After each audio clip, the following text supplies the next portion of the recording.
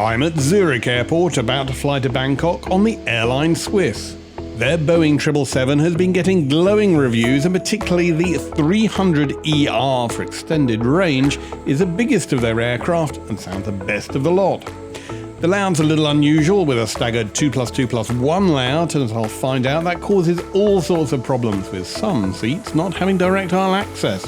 However, there's also the delight to look forward to of 4 lounges at the Zurich hub, including the famous Senator Lounge with a whiskey bar.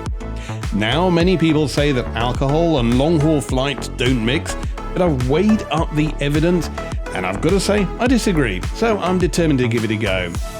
Hence, on a wet, rainy day in Zurich with 4 hours to kill before the flight, I've begun a lounge crawl at the business class lounge in Concourse A. The lounge is right in the middle of the concourse at Zurich. It's got a great bar, open kitchen, and a quiet area with large televisions. However, the facilities are nearly identical to the neighbouring Senator Lounge, with which the lounge shares many similarities, catering and indeed a bar. Now, I had access to both with a Star Alliance Gold card, and indeed one time the lounges were one with the famous longest airport bar in the world. Alas, everybody in aviation went in the morning when that closed, and the lounge is now split into 2, so you get the feeling of visiting half a lounge and seeing the other half, the Senator side, through a glass wall. Even the central circular balcony area has been split. It's rather like a Berlin Wall of Zurich. The Zurich A-Gate Swiss Business Class Lounge has a front cooking concept with hot dishes prepared on demand in an open kitchen. This looks great and certainly adds to the noise in the huge market hall style food area with industrial aluminium pipes and an open kitchen at one end. It's busy, frantic and noisy, and not at all relaxing. As for the bar, well, it's very good indeed, mainly thanks to the excellent choice of beer and wine. There's plenty of Swiss and German beer, wheat, dark, all the usual variants is all here, and the collection of wines is amazing. However, I was personally saving myself for the bar at the E-Gates. The oddest and certainly most unique feature is a meeting room, where the table contains a relief map of the Alps right in the centre. On a non-Schengen flight, such as I was on to Bangkok, you can visit here first, then go past the bars downstairs and take the underground walkway, then the train to the remote terminal to the E-Gate lounges. And this is why I've come here. My Boeing 777 departs from the E-Gates, and the E-Gates also has a superb outdoor terrace with amazing alpine views. Well, it would do if it wasn't raining. There's even the unique Swiss Airlines children's playground up here. But it's the Zurich Swiss Airlines Senator Lounge Concourse E which has got my attention, mainly as it's 3 degrees and the sleet has started. Now, there's a spacious feel with great natural light, a live cooking station with the dishes prepared to order, buffet dining, and a great self-serve bar. Although it's very similar to the business class lounge next door, it's got 2 great perks: the whiskey and cocktail bar and a great snooze area. There's also a separate, dedicated outdoor terrace with views of the Alps. The Zurich Swiss Senator Lounge at Terminal E quite simply is a 2810 whiskey club. That may seem an odd choice for Zurich, which isn't known for its whiskey tasting, but few other airports have this. The 2810 bar is named after the airport's main runway, which is also painted onto the far wall. The layout is seen in the design of the shelving behind the bar as well. Now, the bar itself showcases 120 different whiskies from around the world. There's even a manual on the bar top explaining all the different choices. The collection includes 5 locally distilled malts, including what the tasting notes describe as the oaks, figs, prunes, orange, citrus and hints of leather of the Swiss Highland Bergstrasse. Now, somebody had to try it, and I was absolutely determined that that somebody should be me. I tested it, seemed to die, possibly from potential alcohol poisoning, and went to heaven. Still, if you don't want to drink here to combat the ziggurat of life, you can head to the main part of the lounge, which has a wine fridge and bottles of beer. There are also 2 draft beer taps. Thankfully, lessons from the lounge staff in how to pour a beer helped. I drank my potion, a lesson learned, and then explored around the rest of the lounge. Now, if you want to give up alcohol, other passengers here look as if you've lost your mind, but you can enjoy the giddy heights of Swiss theatre cooking for the masses and probably the largest coffee machine I've seen in my life, which may be connected to the bar next door. Catering itself makes what you get at a motorway service station look like haute cuisine, with chicken stew with carrots or pasta with peas. However, once I saw the dessert fridge, all was forgiven. As for the lounge itself, the design is exquisite, a modern take on Swiss traditional decor. It combines the airline's signature touches such as hardwood floors, vitra furniture, and a small wall made out of Jura limestone, again from the Alps. Right at the end there's a Breitling watch display with two talk show style chairs on a stage. Here's a hint though, don't down half a dozen whiskey chasers and then actually sit down in the chairs. The staff aren't very impressed. I stuck my head around the door of the business class lounge next door. It's nearly identical to the Senator class lounge except for the deeply traumatic lack of a bar and the addition of the odd dentist waiting room chairs around the entrance. Now, carrying on the dentist waiting room style, the biggest feature is the huge waiting room with lots of dark brown leather armchairs while await your root canal, flight. But to numb the pain, there's yet another self-serve drinks cabinet which might just about suffice for an hour or two. There are two more beer taps, this time without instructions on how to use them, and a salad bar. Still, it was no use prevaricating about the bush. The crew called out it was the last and final call, and my grand day out to Bangkok was calling, with my Boeing 777 waiting downstairs where I left it earlier. Time for an almighty walk of nearly 10 yards to the gate. Even though the boards showed last and final call, there was still a fair amount of drama at the gate and no sign of boarding. It turned out a lot of senators also wanted to be upgraded. I couldn't board my flight to Bangkok, meanwhile, without an onward boarding card, which check-in couldn't print. However, oddly, the gate could. I, in turn, having purchased business class, was offered an upgrade to first class with a tiny sting in the tail of a bill for an extra €1,000. I politely declined. Big mistake. Big. Huge. Alas, no hope of getting a good solo throne seat, but I was assured the seat next to me was going to be kept empty. Or so I thought. That was actually crucial because Swiss still have 2+2 seating, with every other row having a solo seat. Without that solo seat, you need to step over another passenger to get out in the night.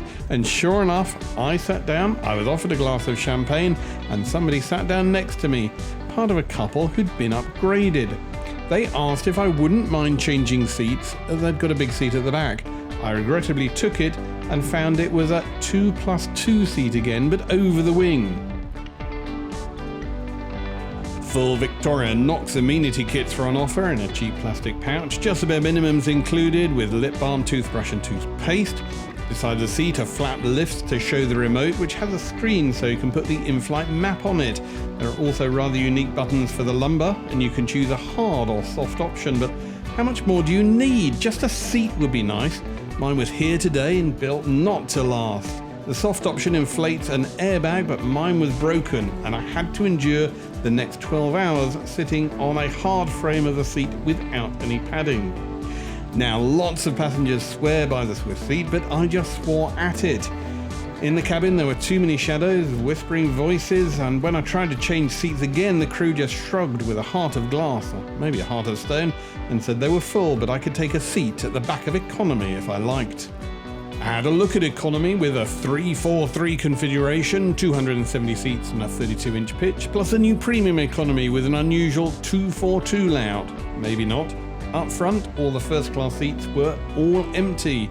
My principles are never be sorry for a might have been, but I should have so taken the upgrade to first. Slumming it back in business, the lack of storage is one of the biggest problems with the seat configuration, but there is a small flap under the TV with a tiny compartment where you can store your passport.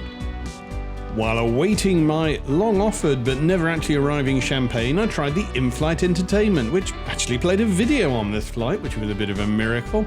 The selection, however, left a lot to be desired, and I struggled to find anything to watch. TV options especially bad, with none of the classic sitcoms you can expect to find on even the most mediocre of airlines.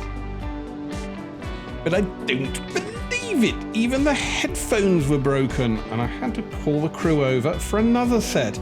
They rolled their metaphorical eyes at me.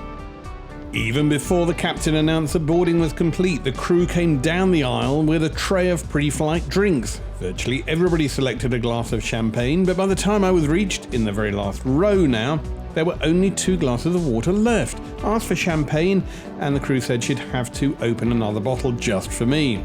However, a few minutes later, she came back with menus. I asked if my champagne was coming, and she replied I could only have 1 glass, having completely forgotten I hadn't had one to start with, and she didn't take kindly to being reminded.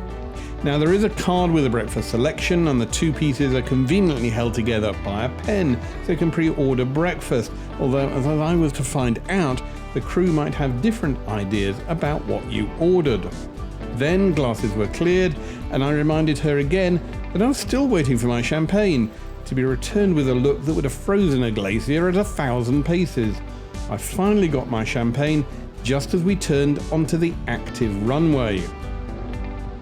Okie dokie, here we go, lining up on runway 16, and you can hear those bigger and higher thrust twin General Electric GE90s high bypass turbofans used on the 777, and they're gonna spool up right now.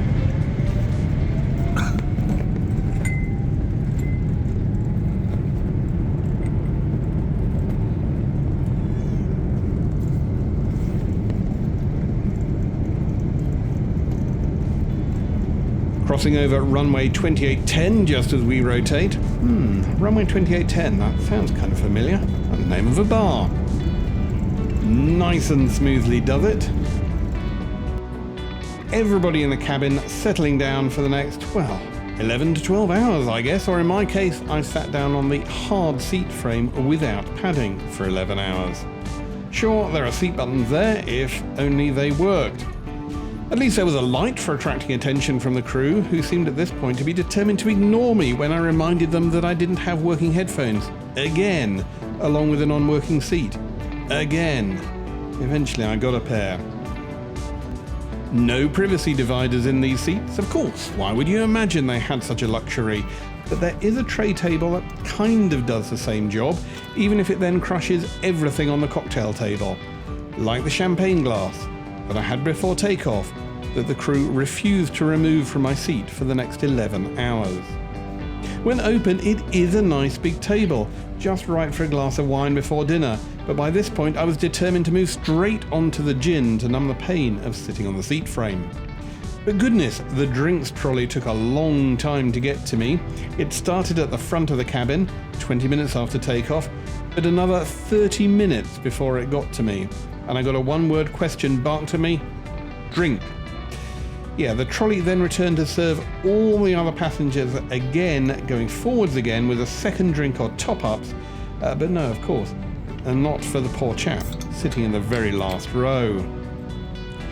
But it's dinner time, and I wanted the show to begin, and I was quite looking forward to the menu, as I believe that Swiss International Airlines, to give it its full proper name, wouldn't let its passengers go hungry. Or so I thought. Yeah, this is starting to become a habit. As we headed eastwards, those up the pointy end, let's call them the East End boys, got first dibs at the food.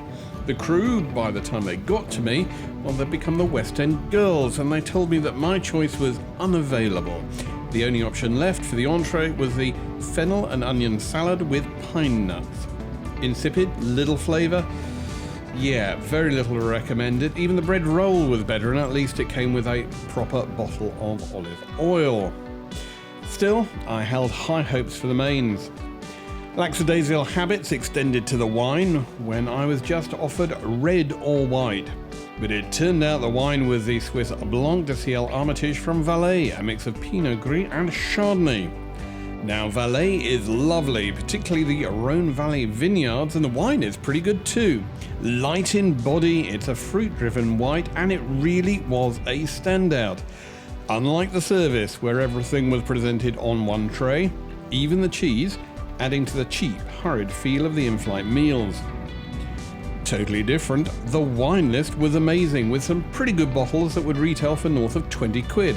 Spot this as the German Riesling Weingut von Winning Platz Riesling, Dole de Mons Valais from Gamay, even Côte de Rhône Perrin is a pretty good drop. So I swapped onto the red and went for the Dole de Mons Valais. It's an easy drinking red with prune and chassis notes. We went further east near Belgrade and I moved on to the main course, which was the veal tenderloin with cheese crust and jus plus Schöpfnerfrudel and marinated fava beans. Now blink and you'll miss it, it's novel cuisine with just a tiny serving. Clearly Swiss don't want you to put on any weight during this flight. But the Schöpfernudel, or German potato noodles, were amazing. Drenched with garlic butter, these little potato finger noodles made the ultimate side dish. As for the meat, well, normally I avoid veal, but it was pretty good actually. Light, delicate, lots of flavour, and it's actually quite hard to achieve this on an aircraft. I swapped onto the Côte de Rhône, and the soft, delicate tannins started to make me feel much, much better. There we go, going on down ever further east at this point and heading near Turkey. Took a glass of port as well before the white chocolate mousse cake with poppy seeds and passion fruit gel. The cake itself was rather dry, but the sauce added a very delicate boost of flavour.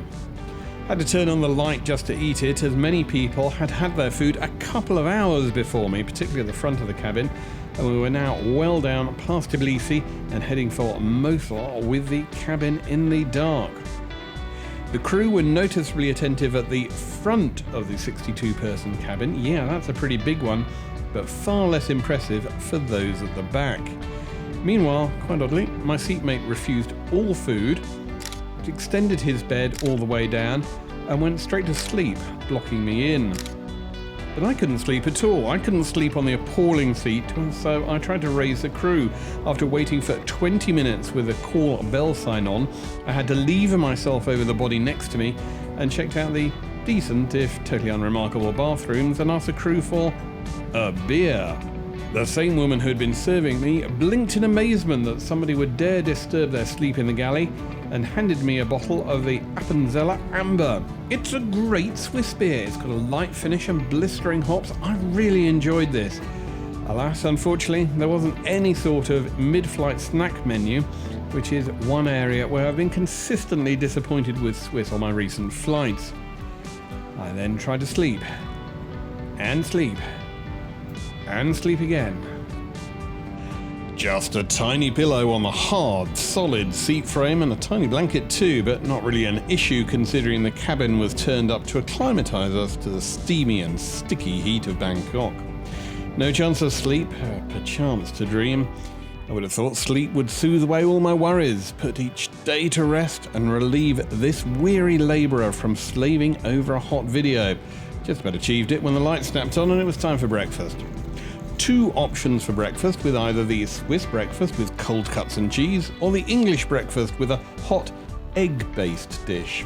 Doesn't really narrow it down, so on the grounds I might as well be hung for a sheep as a lamb, heart in mouth, asked for both. And I had a totally different crew member this time who was happy to oblige, and there you go, portion still tiny, but at least I asked for both. And the English breakfast, well, it's a croissant with the Swiss Air version of a full English. Definitely an egg-based dish, mushrooms in there, bacon too, no butter though, no milk either, which for an Australian is a blue-blooded murder of the English breakfast tea. However, the new crew member I had quickly became my best friend, particularly when I asked for a glass of grapefruit juice, and they were happy to oblige. It was a real turnaround in the service. Very nice fruit on the tray as well as we head into Bangkok. Had a chance to browse through the other in-flight entertainment, and there's actually an in-flight magazine back again now. Admittedly, it's the Swiss in-flight shopping magazine, but beggars can't be choosers, and I'm sure there's always somebody in the cabin who feels a desperate urge to buy some expensive perfume and a watch they never knew they wanted. Cabin crew. In a few minutes we're going to start our descent towards Bangkok, and I expect the landing in around 40 minutes. Bangkok reports a very nice weather, actual ground temperature around 30 degrees Celsius and only some few clouds.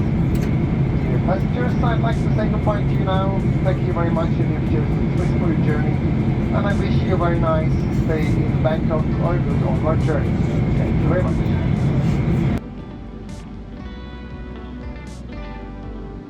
And with that, we began a descent into Bangkok's Suvarnabhumi airport, and I was looking forward to getting off this flight as I'd got another connection with Jetstar down to Singapore and then Singapore Airlines into Australia.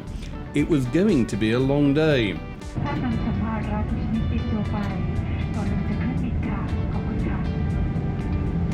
However, somebody who had perked up decidedly was a crew member who I'd battled with before to try and get a glass of sparkling wine on takeoff, and who looked like she'd had a good solid 8 hours sleep and had cheered up immensely, unlike me. She began to tidy up the cabin for landing and finally removed the champagne glass that had been sitting on my table for 14 hours. I couldn't help but wonder if this would provoke another interaction. It did. She asked me if I'd had a pleasant flight. Well, not wishing to mention the extreme pain I'd gone through thanks to a non-working seat, the hassle from trying to extract a drink from her twice, the lack of response to the call button, inedible starter, the non-working headphones, lack of entertainment, no storage, the service which crawled at the pace of an asthmatic ant, or indeed, well, I wondered if I could start a list, but I simply replied, yes, I'd certainly had a flight. And no, I wasn't pandering to her, you understand. I was just telling her what she wanted to hear. But with increasing absurdity, she broke into a smile and said she was worried I hadn't enjoyed being on Swiss. And while they'd tried to accommodate me when I'd asked to change seats, which I didn't, she then asked whether I'd enjoyed my upgrade, which I didn't get. I paid to travel in business, which seems to be a rather loose description of what I got.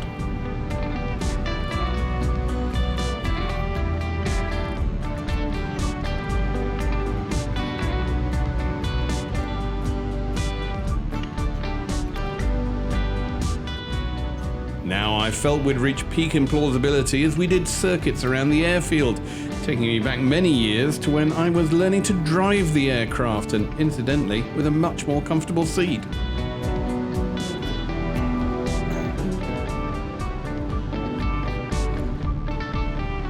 She then became really chatty and asked why I'd taken so many videos, and she was worried that I was from the company.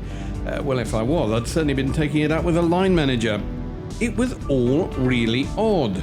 Rather like one of those teachers you used to get in sixth form who would give you grief all year, and then when you got an A grade, burst into tears and tell you how wonderful you were and how much he would miss you. Curious.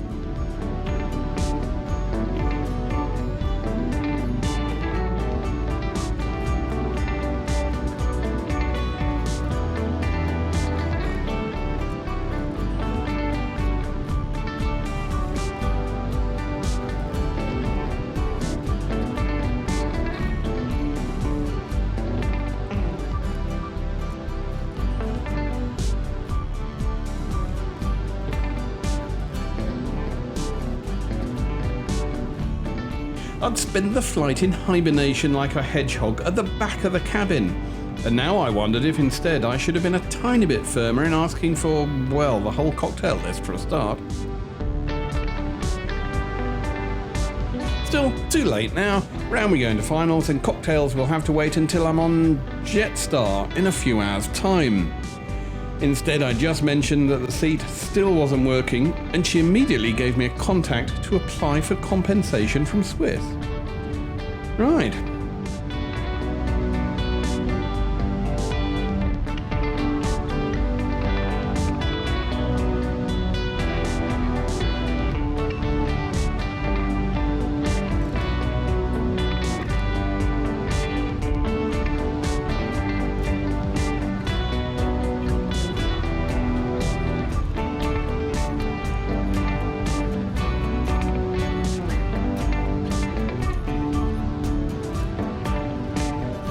Anyway, time to get this old crate on the ground.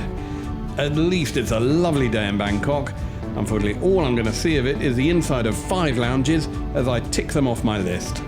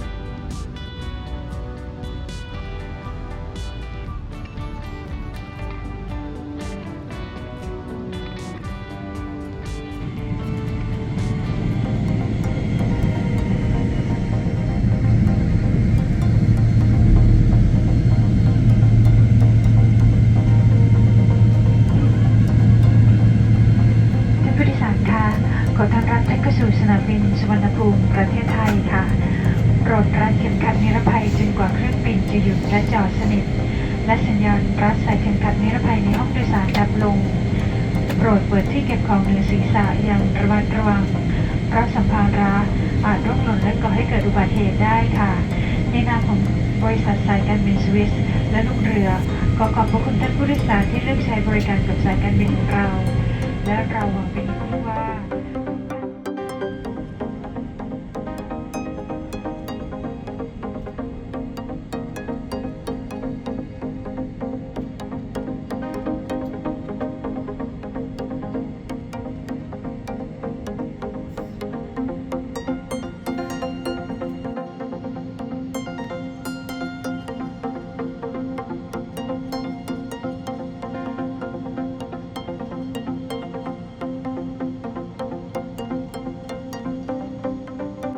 There's an EVA Air Boeing 777 getting ready for a trip to London Heathrow. I'll be on that in business class in a few weeks' time.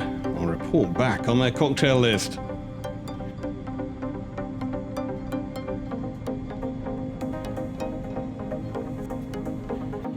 There's an Air France Boeing 777. Now, I was on Air France a few weeks ago, having, well, almost a complete opposite of my experience on Swiss Air.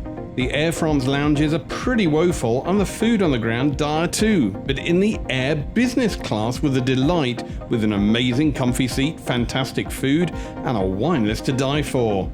If only the same could be said for Swiss out of Zurich.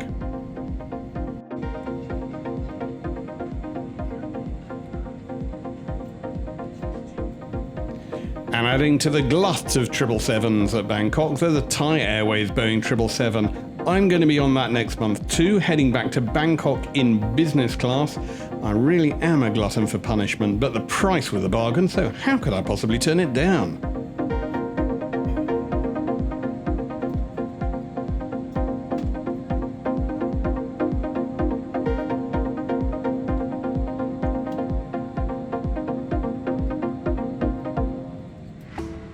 So there you go, we're on the ground and in one piece, unlike what remains of my seat. As I deplaned, the crew became much more chatty and explained that they hadn't even planned to be on the aircraft or come to that in Bangkok today. They were all on standby and at the very last moment, having been awake all day, got the crew call and on an aircraft they never expected to be on. That probably explains a lot.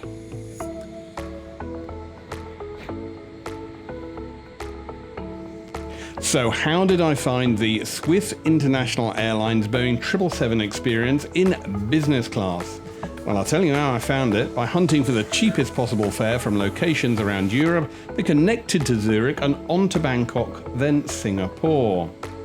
My timing was getting a bit confused by this point. Had I been 10 hours on the flight? 11, 12, 14? Our actual book time was 10 hours, 40 minutes, but with delays, were easily an hour longer than that. But when the circulation had returned to my legs, it felt far, far longer.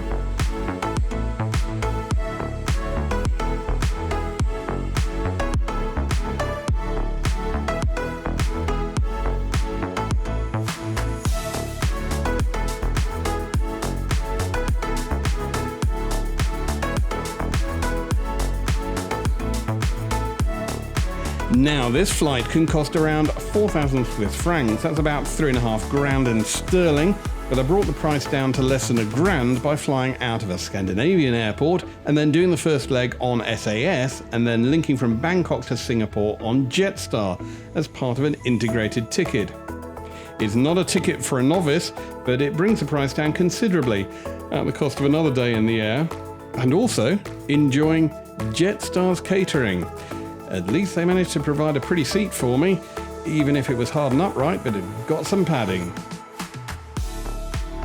So, just one horror remained. Weeks later, I got a reply to my email asking for compensation for the non-working seat.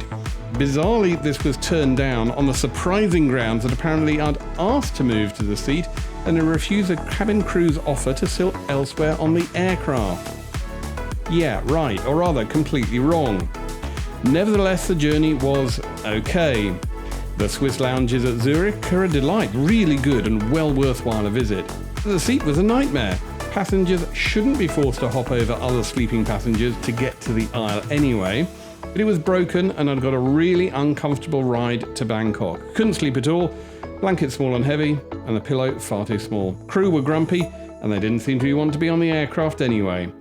But the food was remarkably good. In general then, I'll put it down to a one-off bad experience.